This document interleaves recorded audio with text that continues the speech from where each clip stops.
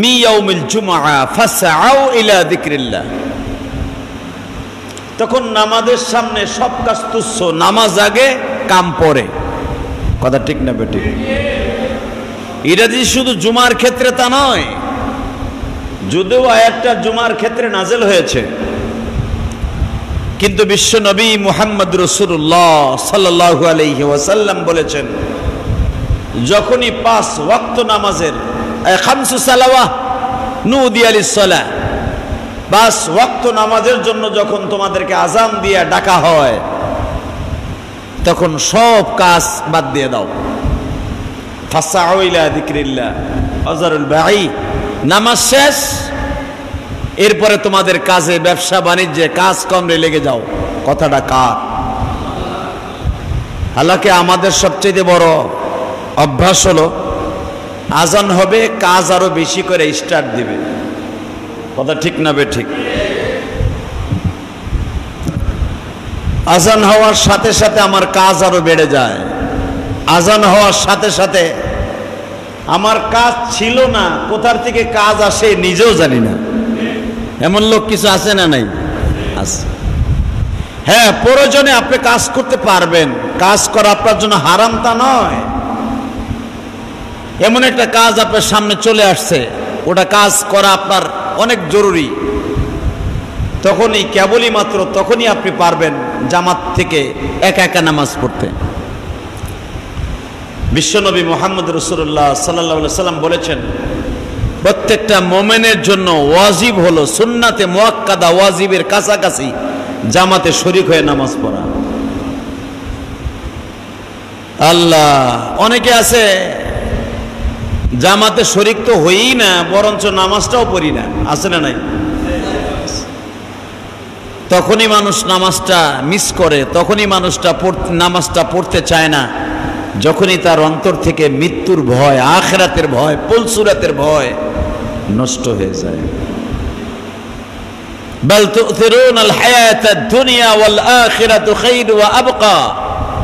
এই আয়াত থেকে যখন আমাদের আমলগুলা বিচ্ছিন্ন হয়ে যায়, সরে যায়, তখনই আমরা পুলসুরাতের কথা ভুলে যাই, মরণের কথা ভুলে যাই, দুনিয়ার ভিতরে আমরা নিমজ্জিত হয়ে যাই। কথা বাস্তব না বাস্তব? হালাকা সাহাবা একরামের কাছে এই দুনিয়াটা ছিল একটা মাছির ডানার চাইতেও মূল্যহীন। মাছির একটা ডানার যে মূল্য আছে, অর্থাৎ মাছি মরে যাওয়ার পরে ওই মাছির ডানা খুলে নিয়ে কেউ কি শরবত বানাই খায়? কথা কন না খায়? জোরে কন। মাছির ডানাগুলা তো ইসুফগুলের ভুসির মতোই মনে হয়। হালাকে সাহাবা একরাম বলেন, মাছির ডানা যেরকম ভাবে কেউ ইসুফগুলের ভুসির মতো, টুকমা দানার মতো গুলায় খায় না, ঠিক সাহাবা একরামের কাছে এই দুনিয়াটাও এমন মনে হইতো যে মাছির ডানার চাইতেও তাদের কাছে খারাপ। মাছির ডানার যেরকম কোনো মূল্য নাই, মাছি বাঁচলেও কোনো মূল্য নাই, মরলেও মূল্য নাই, ঠিক সাহাবা একরামের কাছে এই দুনিয়াটা থাকলেও মূল্য নাই, না থাকলেও মূল্য নাই। আল্লাহু আকবার। যেরকম তার জ্বলন্ত প্রমাণ আমি আপনাদেরকে দিয়ে দেই। হযরত আলী রাদিয়াল্লাহু তাআলাকে জিজ্ঞাসা করা হয়েছিল, আলী, তোমার বাসায় কয় মাসের খাবার রেখে যুদ্ধে যাইতেছো? হযরত আলী বলে, সকালবেলা আধা পেট খাইয়া যুদ্ধে যাইতেছি, দুপুরের সময় রসুলের মেয়ে ফাতেমা কি রানবে এক লোকমা খাবারও আমি রাইখা আসি নাই। সুবহানাল্লাহ। দুপুরে খাবারে পরে কইয়েন, আরো জোরে কোন। মনে হয় আমার মসজিদে তাবলীগ আছে নাকি? হ্যাঁ, তাবলীগ আলারা ফাজাইল আমল কিতাবের মধ্যে একটা হাদিস বর্ণনা করে, কেউ যদি সুবহানাল্লাহ আলহামদুলিল্লাহ একবার মনের থেকে বলে, এই দুনিয়ার ভিতরে যত জায়গা আছে ফাঁকা জায়গা, আল্লাহ পাক সব জায়গাগুলোকে নেকের দ্বারা ভরপুর করে দেয়। ইলিয়াস রহমাতুল্লাহ আলাইহি, বাংলাদেশে তো অলির অভাব নেই, কত অলি আছে, বাপে অলি, পোলায় অলি, আছে না? হালাকে দেখা গেছে এমন অলি, দাড়িও নাই, মোছো নাই, এমন অলি আছে, নামাজও পড়ে না, বদমাইশ, সেও গাঞ্জা খাইছে, তার বাপেও গাঞ্জা খাইছে। কথা কন না কে? हालांकि ओलिकुल शिरोमणि मुजद्दिद ज़मान इलिस रहमतुल्लाह अलैहि है, उनारी कर्णधर জাকারিয়া সাহেব रहमतुल्लाह अलैहि। জাকারিয়া সাহেব रहमतुल्लाह अलैहि এত বড় বুজুর্গ ছিলেন, সুবহানাল্লাহ বিহামদিহি। উনি আকাশের নক্ষত্রের মতো, আকাশের নক্ষত্রের চাইতেও বড় বড় উলামা ইকরামের দাম আল্লাহর কাছে বেশি। এই নক্ষত্র একদিন ধ্বংস হয়ে যাবে। এই যে তারকা যে দেখেন, ইজা শামসু কুব্বিরাত ওয়া ইজান নুজুমু কাদারাত, এই নুজুম মানে তারকা। আল্লাহ কোরআনে বলেন ইজা শামসু কুব্বিরাত ওয়া ইজান নুজুমু কাদারাত ওয়া ইদাল বিহারু সুজ্জিরাত ওয়া ইজান নুফুসু যুফফিজাত। এই যে এত সুন্দর তারকা দেখো, আমি আসমান সাজাইছি তারকা দিয়া। রাতের শোভা হলো আলো দেওয়ার জন্য চন্দ্র, আর ওই চন্দ্রের আশেপাশে যতগুলা তারকা আছে এটা হলো গোলাপ ফুলের মতো, আমি আসমানকে সাজাইছি তারকা দিয়া। ওয়াইজান নুজুমুন কাদারাত, যেই সূর্যটা আপনারা দেখতেছেন পৃথিবীর থেকে 13 লক্ষ গুণ বড়। হ্যাঁ সুবহানাল্লাহ জোরে কোন। আর যে চন্দ্রটা দেখতেছেন একটা প্লেটের মতো, 1 কেজি ভাত ধরে, 5 কেজি চাউলের ভাত ধরে, মনে করেন এতটুকু এক বুঝি আপনার চন্দ্রটা না। এই চন্দ্রটা পৃথিবীর থেকে 10 গুণ বড়, আর চন্দ্র হলো 13 গুণ বড়। 3 গুণ হলো সূর্য বড়, কারণ সূর্যকে আল্লাহ লটকায় রাখছে এই বাতির মতো, সেটা হলো আল্লাহ রাখছেন 5ম আসমানে, আর চন্দ্রটা রেখে দিয়েছেন আল্লাহ 4র্থ আসমানে। তো আল্লাহ রাব্বুল আলামিন বলেন, আর এই যে তারকাগুলো আপনারা দেখতেছেন, তারকা এক একটা তারকা সূর্যের চাইতে 13 লক্ষ গুণ বড়। এই আরো জোরে কোন। এই পৃথিবীর থেকে 13 লক্ষ গুণ বড় হলো সূর্য, আর 10 লক্ষ গুণ বড় হলো চন্দ্র, হিসাব করেন। আর সূর্যের থেকে এক একটা তারকা, যেটা দেখেন ডিম লাইটের মতো, ডিম লাইটের মতো যে তারকাগুলো দেখেন, এক একটা তারকা ওই সূর্যের চাইতে 13 লক্ষ গুণ বড়। আপনি হিসাব করে নাও, কোটি কোটি তারকা। ওয়ান নুজুমুন কাদারাত, আল্লাহ কোরআনে বলেন এই তারকাগুলাকেও আমি জমিনে যুফফিজাত, এই তারকাগুলাকেও আমি তীরের মতো, বোমের মতো পৃথিবীতে নিক্ষেপ করব। আর তারকাগুলো আমি আল্লাহ বানিয়েছি আগুন দিয়া, জাহান্নামের আগুন দিয়া। ও যখন জমিনে পড়বে পুরা জমিনটা পুড়ে তামা হয়ে যাবে। আল্লাহ সুবহানাহু ওয়া তাআলা কোরআনে বলেন ওয়াইজান নুজুমুন কাদারাত ওয়া ইদাল বিহারু সুজ্জিরাত ওয়া ইজান নুফুসু যুফফিজাত। আল্লাহ বলেন ওয়াইজাল মাউদাতু সুইলাত বিআইয়ি যামবিন কুতিলাত। সুবহানাল্লাহ বিহামদিহি। এই 13 লক্ষ গুণ সূর্যের চাইতে এক একটা তারকা 13 লক্ষ গুণ বড়। এর billion billion billion crore crore তারকা আমি জমিনে নিক্ষেপ করব। আর যখন জমিনটা নিক্ষেপ করব, জমিনটা তুলার মতো উঠতে থাকবে, পানিগুলা সাগরে গুড়ার ওয়াইদাল বিহার সুজ্জিরাত, সাগরের মাছগুলা মরিয়া মরিয়া সাগরের ভিতরে যে স্বর্ণের খনিগুলা আছে, স্বর্ণের খনিগুলা কসুরের ট্যামের মতো, শ্যাওলা শালুকের মতো ভাসতে থাকবে। আরো জোরে কোন, আরো জোরে। সারা পৃথিবীটা আমার আল্লাহ স্বর্ণের প্লেটের উপরে রেখে দিয়েছে, সারা পৃথিবী। কারণ জাহান্নামের উপরে যে ছাদটা লাগানো, সাতবক জমিনের নিচে আমার আল্লাহ জাহান্নাম বানিয়েছে। জাহান্নামের ছাদ পুরার মোটা হলো এই 10টা পৃথিবীর সমান। আরো জোরে কর না কেন? সুবহানাল্লাহ। বেটা কে ধাক্কায় কেমন লাগবে? বেটা মগার মতো সুবহানাল্লাহ কয়, মগা। আবার বলছি, জাহান্নামের যে ছাদটা আমার আল্লাহ তৈরি করে রেখেছেন, 60টা ছাদ, 60টা ছাদ। এই 60টা ছাদ, এক একটা ছাদ পুরার মোটা হলো এই পৃথিবীর 10টা পৃথিবীর সমান। প্রত্যেকটা ছাদ আমার আল্লাহ স্বর্ণ দিয়ে বানাই রাখছে।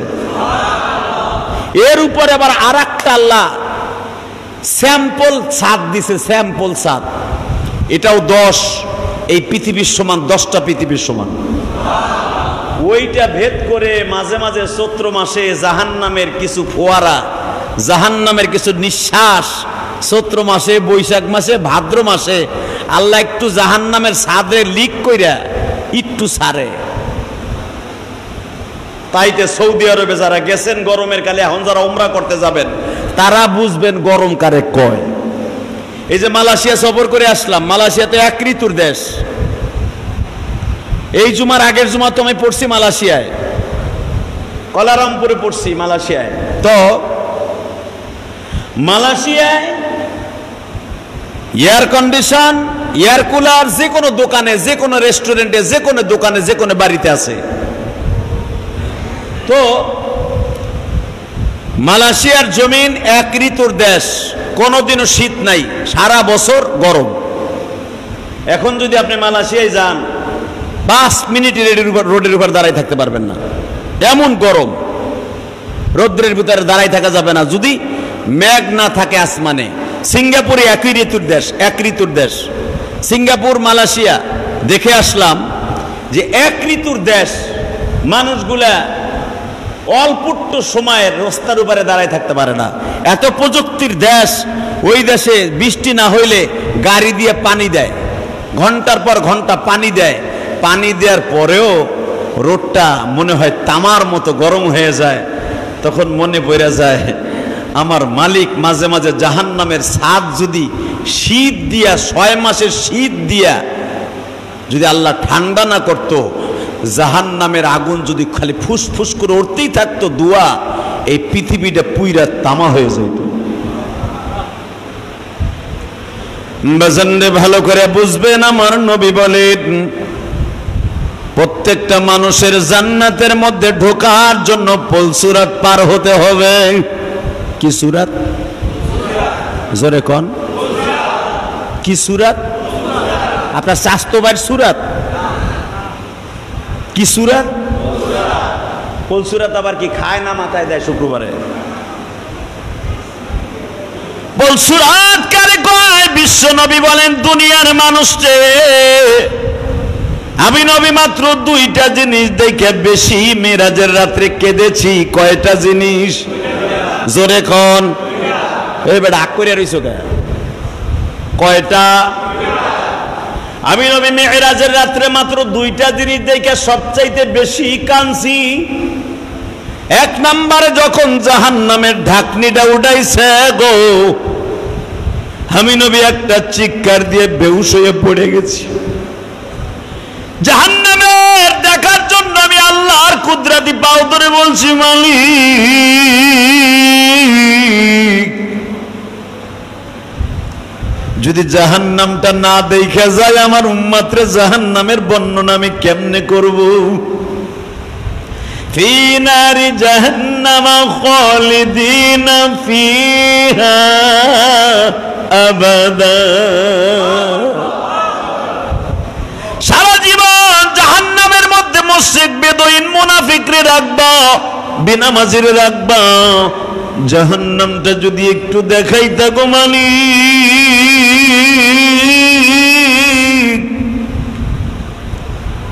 আমি মক্কায় যাই আমার উম্মতরে অন্তত জাহান্নামের বর্ণনাটা করলে তারা নামাজি হয়ে যাইতো।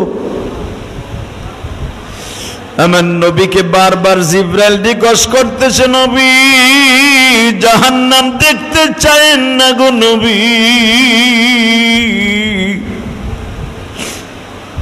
কারণ জাহান্নাম এত ভয়ঙ্কর গো নবী। আল্লাহকুমুত তাকাসুরু হাত্তা যুরতুমুল মাকাবির, কাল্লা সাওফা তা'লামুনা সুম্মা কাল্লা সাওফা তা'লামুন। আল কারিআতু মাল কারিআতু ওয়া মা আদরাকা মাল কারিআহ, ইয়াওমা ইয়াকুনুন নাসু কাল ফারাশিল মাবসুত ওয়া তাকুনুল জিবালু কাল ইহনিল মানফুস। فأما من ثقلت موازينه فهو في عيشة راضية وأما من خفت موازينه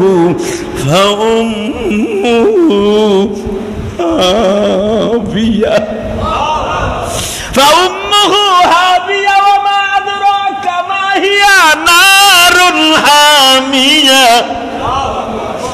নবী আমি যে আল্লাহকুমুত তাকার মধ্যে বলেছি জাহান্নাম কয় রকম, কি নবী দেখছেন? নবী বলেন না। নবী তাহলে শুনবেন, ফাউম্মুহু হাবিয়া, 7টা জাহান্নামের মধ্যে একটার নাম হলো হাবিয়া। নবী বলে সেই হাবিয়ার কথা আমার মক্কায় বলছো, ওই হাবিয়া না দেখা আমি দুনিয়ায় যাব না। আমার আল্লাহ বলেন নারুন হামিয়া। ও নবী দেখতে চাইেন না, তাসলা নারুন হামিয়া তুসকা মিন আইনিন আনিয়া। নবী ওই জায়গাগুলো দেখতে চাইেন না, তুসকা মিন আইনিন আনিয়া। এই চোখ দিয়ে যদি দেখতে যান চোখ জ্বলতে যাবে, চোখের আলো বন্ধ হয়ে যাবে। নবী ওই জাহান্নাম দেখতে চাইেন না। নবী আমার বলে না দেখে দুনিয়ায় যাব না। জিবরাইল বলে আমার নবীর না কর জাহান্নাম যেন দেখতে না চায়। ফাউম্মুহু হাবিয়া ওয়া মা আদরাকা মা হিয়া নারুন হামিয়া। নবীরে বল হাবিয়া যেন দেখতে না চায়। নবী বলে 2টা জাহান্নাম দেখার বড় শখ, একটা হলো সাকার আর একটা হলো হাবিয়া। এই 2টা জাহান্নাম না দেখে আমি দুনিয়ায় যাব না। নবী আমার জেদ করে বসলেন। সঙ্গে সঙ্গে আমার আল্লাহ বলে জাহান্নাম নবীরে দেখাবি, আগে জান্নাতের পোশাক নবীর গায়ে লাগায় দে। কারণ জাহান্নামের ঢাকনা যখন উঠাইয়া দিবি, জাহান্নাম তো কাউরে খাতির করবে না। কে নবী কে ফেরেশতা, জাহান্নাম কাউরে খাতির করবে না। ঢাকনাটা উঠাইয়া নবীরে দেখতে গেলেই তো আমার নবী তুসকা মিন আইনিন আনিয়া। জাহান্নামে নবীরে থাবা মারবে গো, ওই থাবা আমার নবী সহ্য করতে পারবে না। নবী আমার বেহুশ হয়ে যাবে। আমি আপনাদেরকে একটু এক্সাম্পল দিয়ে বুঝাইলে বুঝতে পারবেন। আপনি প্রেসার কুকারে কি গোশত রাঁধছেন? কথা কন না, প্রেসার কুকারে গোশত দেন নাই?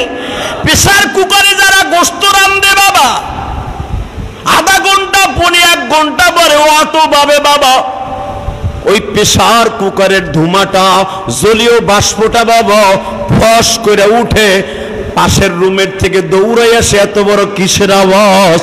জাহান্নাম তো আল্লাহ জ্বালাইতে জ্বালাইতে তার মধ্যে গ্যাস পয়দা হইছে।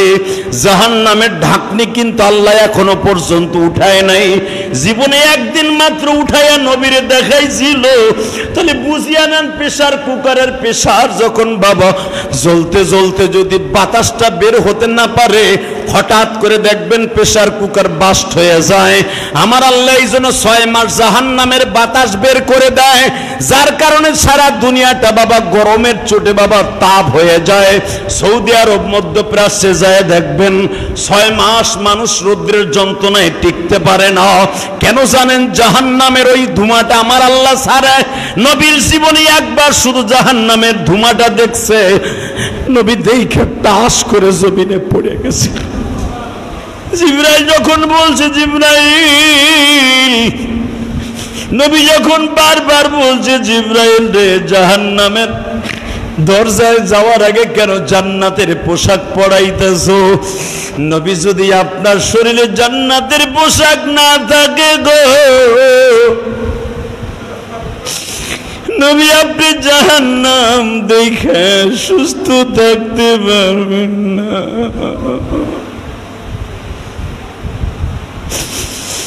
নবী আমার বলে, জিবরাইল রে,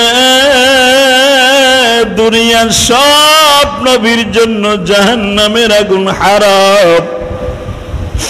আমার আল্লাহ পোশাক ছাড়াও পারে আমার শরীরটাকে রক্ষণাবেক্ষণ করতে। নবী জান্নাতের পোশাক পরলে সমস্যা কি? ও আমার মসজিদের মুসল্লি ভাইরা, চোখের পানি ছেড়ে দিয়ে এখন কাঁদবা। নবীরে যখন বলছে জাহান্নাম দেখতে গেলে আগে আপনার এটা পড়তে হবে। বাজান, আমি যখন সিঙ্গাপুরে সেই সাগরের পারে গেলাম, সেই তারের উপর দিয়ে যেটা কেবল স্কুটার যেটাকে বলা হয়, কেবল তারের মাধ্যমে বাবা এক পাহাড় থেকে আর এক পাহাড়ে যাওয়া হয়। কেবল তারের মাধ্যমে এক দ্বীপ থেকে আর এক দ্বীপে যাওয়া হয়। বাংলাদেশের অন্তত 13 থেকে 14 ডলার লাগে বাবা আরোহণ করতে। সিঙ্গাপুরে কেবল তারে যখন উঠলাম জমিন থেকে প্রায় অন্তত 100 তালার উপরে, 100 তালার উপর দিয়া কেবিল তারটা চলতেছে বনের উপর দিয়া বাবা, সাগরের উপর দিয়া যখন চলে মনে মনে ভাবি ইলিয়াসুর রহমান জিহাদি এই কেবিল তারটা যদি 6-7 জন মানুষ লই এখন পড়িয়া যায় গো, এই জঙ্গলের মধ্যে কোনোদিন আমার লাশ কেউ খুঁজা পাবে না। বাজানরে যারা মালদ্বীপ ঘুরতে গেছেন সাগরে নামার আগে আপনার একটা পোশাক দেয়া হয় যেন আপনি সাঁতার না জানলেও তলিয়ে মরে না যান।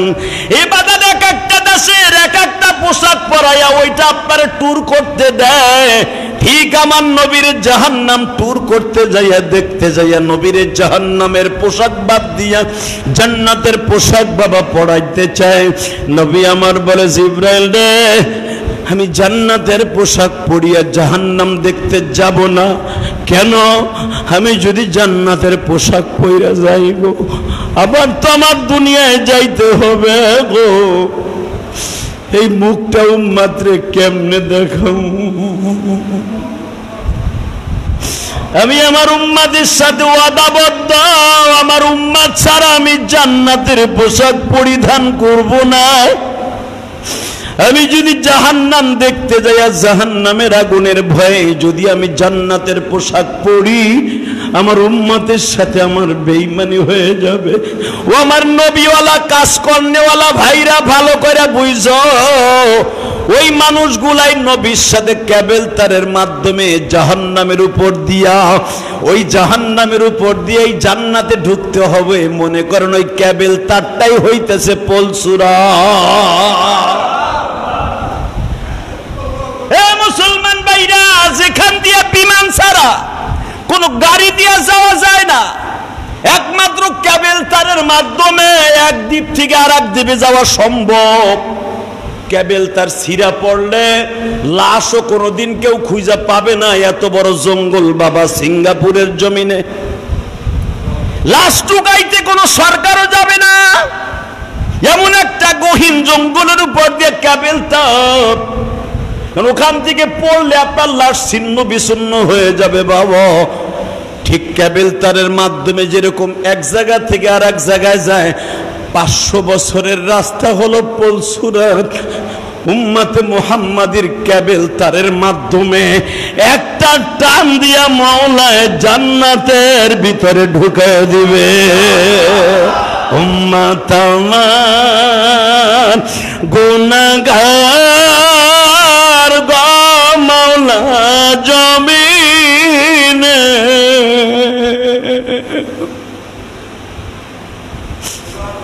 উম্মত আমার গুনাহগার গো দোস্ত জমিনে,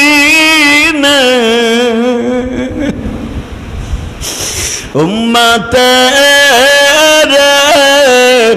জ্বালায় না এইখানে, উম্মতের ফেলায় না দোজখে। উম্মত যদি জাহান্নামে জইলা যায়, তোমার নবীর জান্নাতেরি দরকার নাই, তোমার দোস্তার জান্নাতেরি দরকার নাই। পলসুরাতের গোড়ায় কান্দেন নবী জিবরাইলকে ধরিয়া, উম্মতের ফেলায় না দোজখে। বাজান রে চোখের পানি ফেলাইয়া মাওলারে বুঝাইয়া কো, আল্লাহ পুলসুরাত নামে ওই পোল কেমনে পার হবো? বাসের উপর দিয়ে একটা খাল পার হইতে যাই কতবার স্লিপ করে পড়িয়া যাই খালের মধ্যে। বাসতে মতো বাবা একটা লাঠির মতো মোটা, তারের খাম্বার মতো মোটা, সাঁকুর উপর দিয়ে উঠতে যাই যদি পাও পিছলাইয়া পড়িয়া যায় একটা ধর্নির মতো আছে ধৈর্য ঝুলা থাকা যায়। পুলসুরাত পার হইতে যাইয়া ধরার কিছু নাই রে, যার উপর দিয়ে হাঁটতে হবে বাবা ওটা চুলের চাইতে চিকন। হীরার কিসের ধার রে যুবক, হীরার চাইতে উধার। বিশ্বনবী কেন দুইটা জায়গায় যাইয়া শিক্ষার মাইরা মাইরা কানছে আর জিব্রাইলে জড়াই ধরে বলছে, জিব্রাইল যেন আমার উম্মত এই পুলসুরাত পার হইতে যাইয়া পড়ে না। নবী পুলসুরাতের গোড়ায় যায় দেখে বড় বড় গন্ডারের মতো বড় বাবা অজাগর, বড় বড় সাপ। জাহান্নাম দিয়ে আমার আল্লাহ আগুন দিয়ে বানায় রাখছে বড় বড় সাপ, অজাগর সাপ গুলা হা করে আছে। বিশ্বনবী সাপের আকৃতি দেখিয়া নবী আমার চিৎকার মাইরা বেহুশ হয়ে পড়িয়া যায়। নবী আমার বলছিল আমার হবিয়া দেখাও। সাকারওয়ার হবিয়ার উপর দিয়ে হলো পুলসুরাতের ব্রিজটা বাবা। এই ব্রিজটা হলো চুলের চাইতে চিকন, হীরার চাইতে দাম। আমার মওলার বানানো একটা সাঁকু, একটা ব্রিজ। এই ব্রিজ পার হওয়া ছাড়া দুনিয়ার কোন নবী পর্যন্ত জান্নাতে ঢুকতে পারবে না। এ আমার মুসল্লি ভাইরা, জাহান্নামের ওই পুলসুরাত যদি কেবল তারের মাধ্যমে পার হইতে চাও, চোখের পানি দিয়ে আমার আল্লাহরে বুঝায়া কাও মালিক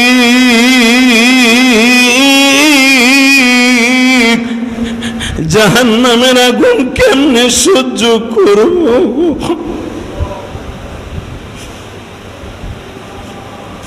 আল্লাহ যারা জাহান্নামের ভয় তুমি না বলছো চোখের পানি ফেলায় কাঁদবে, তাদের কোনোদিনও পুলসুরাতকে ব্রিজ ভাঙ্গিয়া নিচে ফেলাইবে না।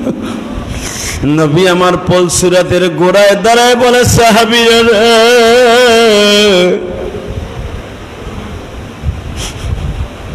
আমি নবীও ঠিক থাকতে পারি নাই। জাহান্নামের ঢাকনাটা উঠাইয়া যখন মালিক দারোগা মানে একটা নজর জাহান্নাম দেখাইছে গো, ফাউম্মুহু হাবিয়া নারুন হামিয়া। আহারে জাহান্নাম যখনই ঢাকনাটা টান দিছে, জাহান্নামের আগুন আমি নবীরই থাবা মারছে। আহারে যখনই আমারে থাবা মারছে, আমি নবী একটা চিৎকার দিয়ে জিব্রাইলে জড়িয়ে ধরে বলছিলাম, জিব্রাইল এই ঢাকনি দিয়া কোন কোন নবীর উম্মত গুলারে ফেলবে?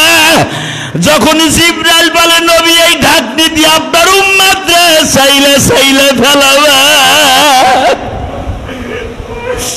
আমি নবী সহ্য করতে পারি নাই গো। জিব্রাইল জড়িয়ে ধরে বলছিলাম, জিব্রাইল রে তখন কি তুমি আমার উম্মতরে জাহান্নামে ফেলাবার সময় তুমি থাকবা নি এইখানে? নবী দুনিয়ার সব ফেরেশতাগুলা এইখানে থাকবে। নবী যদিও মালিক দারোগা এইটার ইনচার্জে আছে গো নবী, কিন্তু আমি জিব্রাইল এই পুলসুরাতের গোড়ায় হবি আর গোড়ায় দাঁড়ায় থাকবো। তখন আমার নবী হাত দুইটা ধরে বলে, জিব্রাইল রে আমার সাথে ওয়াদা দাও, আমার কেরানীগঞ্জের উম্মত গুলা যদি জাহান্নামের ভয়ে চোখের পানি ফেলাইয়া কোনো একটা মসজিদে বসিয়া, কোন এক ওয়াজ মাহফিলে বসিয়া যদি জাহান্নামের ভয়ে কান্দে, ওয়া আম্মা মান খাফা মাকামা রাব্বিহি ওয়া নাহান নাফসা আনিল হাওয়া ফাইন্নাল জান্নাতা হিয়াল মাওয়া। ও জিব্রাইল আমার সাথে আল্লাহর ওয়াদা আছে, কেউ যদি জাহান্নামের ভয়ে চোখ দিয়ে অশ্রু প্রবাহিত হয়, আমার আল্লাহ আমারে বুঝ দিয়ে কইছে কিনা জানি না, যদি তুমি আমার সাথে বন্ধুত্ব করতে চাও, আমার উম্মতের এই সার্টিফিকেটটা সামনে নিয়ে দাঁড়ায়া মালিকরে বুঝাইয়া কইও, উম্মতে মুহাম্মাদির সাথে বলে তোমার ওয়াদা আছে জাহান্নামে ফেলাইবার আগে অন্তত তার উম্মত কোনো একদিন মসজিদে বইয়া জাহান্নামের ভয়ে কেঁদেছিল কিনা। দাওয়াত ও তাবলীগের কাজ করতে যাইয়া তোমার ভয় একদিন কাজ করছো বলে কিনা।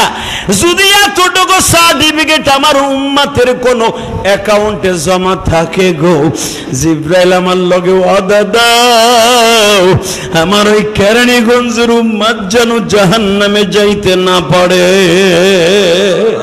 কেমনে থাকবা ওই কবরে দোস্ত পড়িয়া, বন্ধু বান্ধব কাউকে সে পাইবা না, সাদের বাড়ি সাদের বিবি থাকবে ধরায় পড়িয়া, তুমি আমি থাকবো বাজান পড়িয়া। কেমনে থাকবো ওই খবরে ভাবসানি, মাওলা সারা কাউকে খুঁজে পাইবানি।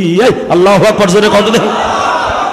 আমার মালিক একটা ডাক দিয়া কয়, বান্দারে দুনিয়ায় একমাত্র তাদেরকে আমি মাওলা মাফ করে দিব যারা জাহান্নামের ভয়ে কোনোদিন অশ্রু প্রবাহিত হয়েছিল, জাহান্নামের ভয়ে কারো চোখ দিয়ে পানি পড়েছিল।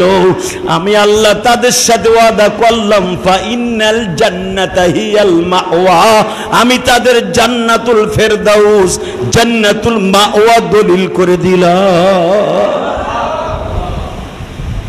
ওই আল্লাহ এখনো আছে না নাই? পলসুরাত আছে না নাই? জোরে কোন, আরো জোরে। পলসুরাত নাই না কেবিল তেলের মাধ্যমে পার হয়ে যাবেন? ও চান্দু, পলসুরাত এমন একটা জিনিস, তবে যখন মেরাজের থেকে এসে পলসুরাতের বর্ণনা মদিনার ভূখণ্ডে বসে পড়তেছে, রসুলের এক সাহাবী, যেরকম মারহাবা, রসুলের এক সাহাবীর নাম ছিল আবু রাওহা। কি নাম? এই নামটা কোন? বাংলাদেশের সুপারস্টারদের নাম তো ভালো মুখস্থ আছে। এক হিজলা, বিডাও না ভিডিও না। কয়েকদিন আগে বলে বাংলাদেশের সবচেয়ে সুদর্শন পুরুষের খেতাব পায়। যেই হালায় ওরে খেতাব দিছে, ওই হালা আর এক লুচ্চা আর এক হিজলা। এ কথা কও না কেন? ওর নাম কি জানি? অ্যাডলক নাকি?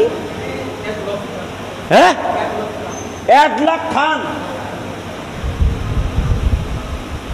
এটা হিজলা, ও ব্রেডাও না ভিডিও না।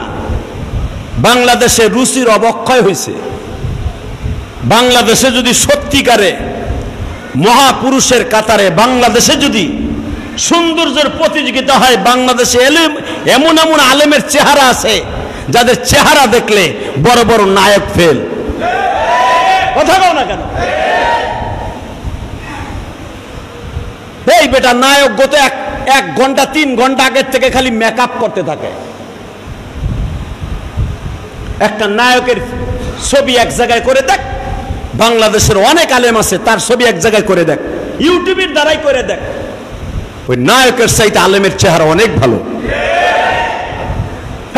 আমার ওয়াজ ইউটিউবে যখন ছাড়া হয়, এই মিডিয়াগুলো আমি আইতে কইছি বেটা, এগুলো আমার পিছনে ঘুরে ওরা পয়সা কামানোর জন্য। এইগুলা যখন আমার ওয়াজ ছাড়ে, বাংলাদেশের বড় বড় উলামা একরামের তাফসীর কারবিদের ওয়াজ ছাড়ে, আর শাকিব খানের ছবিও ছাড়ে, ওই অমক খান, বল্টু খান, সুরা খান অগো ছবি ছাইরে দেইস, দুইটা টিভি এক জায়গায় করবি, দেখবি আমাগো চাইতে অগো একবারে ভালো দেখা যায় না। আমি মেকআপ করে আইছি, এই বেটা সরিষার তেল লাগাই আইছি, সরিষার তেল লাগাই আইছি মিডিয়ার সামনে, আর ওরাও তো মিডিয়ার সামনে আসে। 3 ঘন্টা আগের থেকে মেকআপ করে, তাও নিজের হাতে না, আর একজনের সাহায্যে। কথা কন না কেন?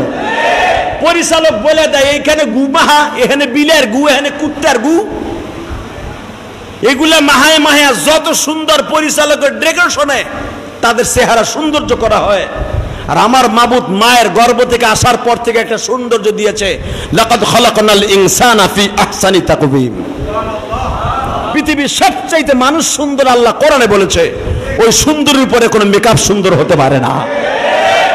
এক লোক খান, ওটা হিজলা পুরুষও না মহিলাও না। এইটারে দেয় বাংলাদেশের সুদর্শন পুরুষের খেতাব। ওরে দেখা যায় আস্থা পশ্চিমা শয়তানদের মতো। কথা কন না কেন? রুচির অবক্ষয় আমাদের। কথা কন না কেন?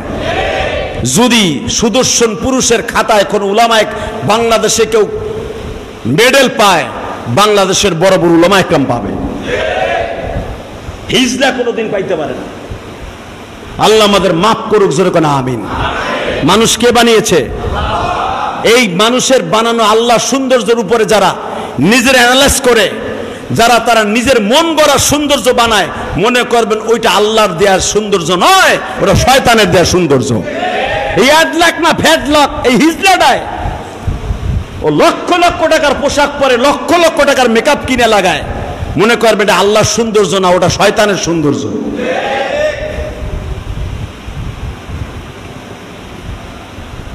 আমার দিকে তাকান, আমার মালিক বলেন, এই এত বড় বড় শয়তানের নাম তোমাকে মনে থাকে, যারা দুনিয়ার জান্নাতের শুভ সংবাদ পেয়ে গেছে, তাদের নাম মনে রাখতে মন চায় না? সাহাবীর নাম কি? এই তো ভুলে গেছেন গা? হ্যাঁ, আবু লাহাব বেড়া, ওই যে আরেকজনকে আবু হুরায়রা। হ্যাঁ, রসুলের প্রিয় সাহাবী, সবচাইতে রসুলের কাছে সবচাইতে বেশি ভয় পাইতো পুলসুরাতের, তার নাম আবু রোহা। নাম কি? আবি রোহা। বলেন আবি রোহা, আবি রোহা। এখন কি নাম? হে যুবক, ক নাম কি? তোর মতো বয়স মাত্র 26 বছর বয়স। কয় বছর? 26 বছরের যুবক তাবলিগ আইছো না? হ্যাঁ, বুঝলা তাদের জিন্দিগি বেটা। তুই কিসের কার সাতার? শিল্পপতির পোলা, কোটিপতির পোলা। এই আবি রোহা মদিনার ভিতরে সবচাইতে বড় শিল্পপতির পোলা ছিল। কালেমা গ্রহণ করার কারণে তার বাবা তাকে তেজ্যপুত্র করেছিল। বিশ্বনবী এখনো পর্যন্ত বেঁচে আছে। এই যুদ্ধে বিশ্বনবী যায় নাই। নবী বলে দিলেন, এখান থেকে 1000 কিলোমিটার দূরে, 1000 কিলোমিটার না, 1000 মাইল। কত? জোরে কন, কয় হাজার মাইল? অর্থাৎ 3 কিলোমিটারে 2 মাইল। 3 কিলোমিটারে হিসাব করেন এখন 1000 মাইলে কত হয়? 1500 কিলোমিটার। এই যুদ্ধটা হবে 1500 কিলোমিটার দূরে যাইয়া। সুবহানাল্লাহ বলেন না? যেতে হবে পায়ে হাইটা।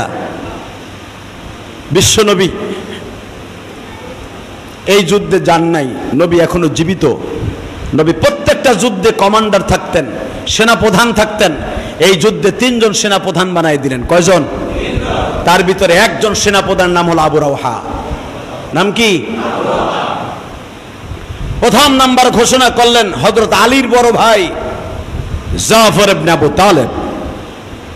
দ্বিতীয় সেনাপ্রধান নিযুক্ত করলেন বিশ্বনবী হুজুরের পালক পুত্র যায়েদ ইবনে হারিসা। যেই যায়েদের নাম কোরআনে আসছে, আল্লাহু আকবার বলতে পারলেন না? ফালাম্মা কাযা যায়েদুম মিনহা ওয়াতারান যাওয়াজনাকাহা। কোন সাহাবীর নাম কোরআনে নাই, অনলি ওয়ান, একজন মাত্র সাহাবীর নাম কোরআনে আছে, তার নাম যায়েদ। কি নাম? এটাও তো জানোস না কার নাম কোরআনে আছে বেটা?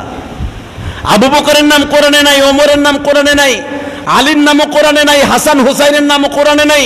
কোরআনে আছে একজন মাত্র সাহাবীর নাম, তার নাম যায়েদ। কি নাম? নবীর পালক পুত্র যায়েদ। এই যায়েদ এই মুতার যুদ্ধের 1500 কিলোমিটার দূরে যায় যুদ্ধ করতে হবে। এই যুদ্ধের দ্বিতীয় সেনাপতি। তৃতীয় নাম্বার যেই যুবক, মাত্র 26 বছরের যুবক। কত বছর? নবী বলে ফেললেন, প্রায় 25,000 সাহাবীর মধ্যে বলে ফেললেন, এই যুদ্ধের তৃতীয় নাম্বার সেনাপতি হবে, সেনা যুদ্ধের সেনা প্রধান হবে আমার কলিজার টুকরা যুবক আবু রওহা। তিনজন সেনাপতি যখন নিযুক্ত করলেন, নবী বলে দিলেন এক এক করে, আমার চাচতো ভাই জাফর শহীদ হয়ে যাবে। জাফর শহীদ হওয়ার পরে সেনাপ্রধানের দায়িত্ব পাবে আমার কলিজার টুকরা, তার নাম যায়েদ। তৃতীয় নম্বরে যদি যায়েদ শহীদ হয়ে যায়, আর যায়েদ শহীদ হয়ে যাবে এটা আমি নবী জানি। তৃতীয় নম্বরে আবু রওহা, এরা আবু রওহা শহীদ হয়ে যাবে। চতুর্থ নম্বরে তোমরা, আমি নবী তিনজন ঘোষণা করলাম, তিনজন যদি শহীদ হয়ে যায়, মনে রাখো চতুর্থ জন তোমরা বানায় নিও। আমি নবী আর চতুর্থ জন ঘোষণা করলাম না। চতুর্থ জন কাকে বানাবে? তার নাম খালিদ বিন ওয়ালিদ। আল্লাহু আকবার বলেন।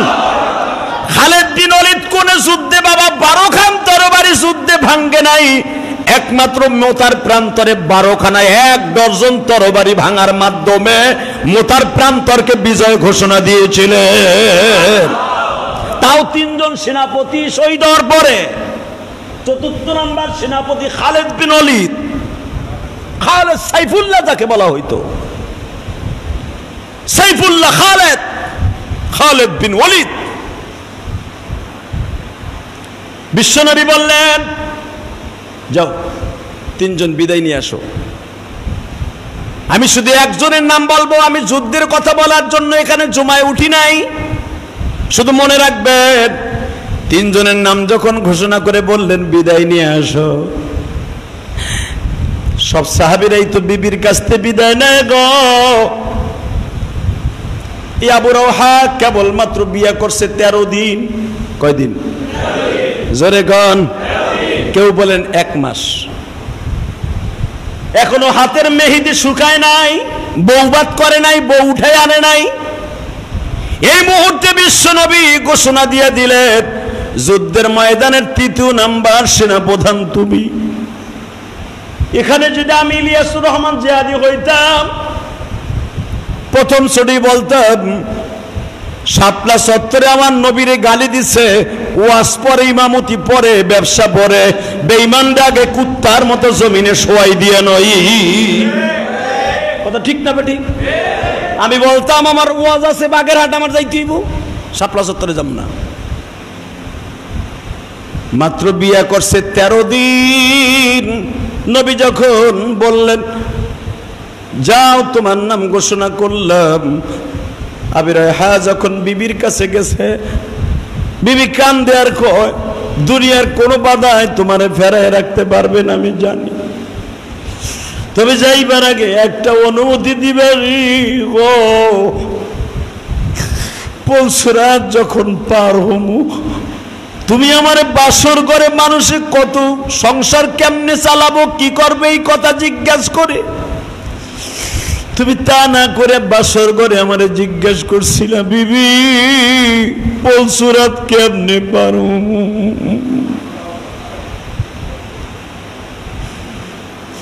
তাহলে পলসরাত তোমার কাছে অনেক ভয়ঙ্কর একটা ব্রিজ, ভয়ঙ্কর একটা ব্রিজ। তুমি যাইবার আগে আমার একটু বলে দিয়ে যাও, তুমি তো বিশ্বনবীর সাহাবী হইয়া শহীদ হয়ে গেলে, কেবল তারের মাধ্যমে পলসরাত তুমি 20 দিন আগারে পার হয়ে যাইবা। তুমি যাইবার আগে আমার একটু বইলা দিয়া যাইবার, আমি মাত্র বাসর ঘর ছাড়া 3 দিন তোমার খেদমত করছি, আমার পলসরাত কেবল তারে ওঠার আগে আমার টান দিয়া তুমি উঠাইবানি। বিবির কথা শুনে বললেন, বিবি রে, দুনিয়ার সব বিবি তার স্বামীর গাড়িতে উঠা পলসরাত পার হবে। যা যা আমি অনুমতি দিয়া গেলাম, তুই যদি তোর সতীত্ব বজায় রাখতে পারস গো, আমি জানি তোমার মা বাবা তোমার বিয়ে দিয়া দিবে। তুমি যেই স্বামীর ঘরে যাইবা, ওই স্বামী যদি নেককার হয়, তুমি আমার প্রথম স্ত্রী, যদি বিয়া না বৈশার কোন স্বামী গ্রহণ না করে আমার আশায় থাকো, কেবিল তারের মাধ্যমে জান্নাতি বুড়াকে উঠাইয়া পলসুরাত পার করব। বিবির কাছ থেকে বিদায় নিয়ে নবীর সামনে দাঁড়াইয়া পাগলের মতো কান্দে। সাহাবীরা জিজ্ঞাসা করে, তুমি জানতেছো তুমি শহীদ হয়ে যাইবা? নবী নিজে বলেছে তুমি 3 নাম্বার শহীদ, এরপরও তুমি কেন কান্দো? ওয়ালা তাকুলু লিমান ইউকতালু ফি সাবিলিল্লাহি আমওয়াত, শহীদরা মরে না, এটা নবী বলেছে। তুমি জান্নাতি, জান্নাতি কোনোদিন তো কাঁদতে পারে না, তুমি কেন কান্দো একবার কি বলবা না? আবিরা কান্দে আর কয়, সাহাবীরা নবী ঠিকই বর্ণনা করছে, আমি যদি শহীদ হয়ে যাই তাহলে তো পলসুরাত পার হয়ে যাব বিজলির আকারে, আর যদি আমি শহীদ হইতে যাই আমার ভিতরে একটু খলত মালত হয়ে যায় গো, আমি কেমনে পলসুরাত পার হব? এ যুবক, আমি তোমার 2টা পাও ধরে বলে দিয়ে যাই, জান্নাতি মহাপুরুষ হওয়া সত্ত্বেও পলসুরাত পার হওয়ার ভয় পায়। পলসুরাত তারাই বিজলি আর আকারে পার হয়ে যাবে যারা 5 ওয়াক্ত নামাজ ঠিক মতো পড়বে। আল্লাহ আমাদের 5 ওয়াক্ত নামাজ পড়ার তৌফিক দান করুন। জোরে কেন আমিন, আরো জোরে আসেন। তওবা করি, আস্তাগফিরুল্লাহ রব্বি মিন কুল্লি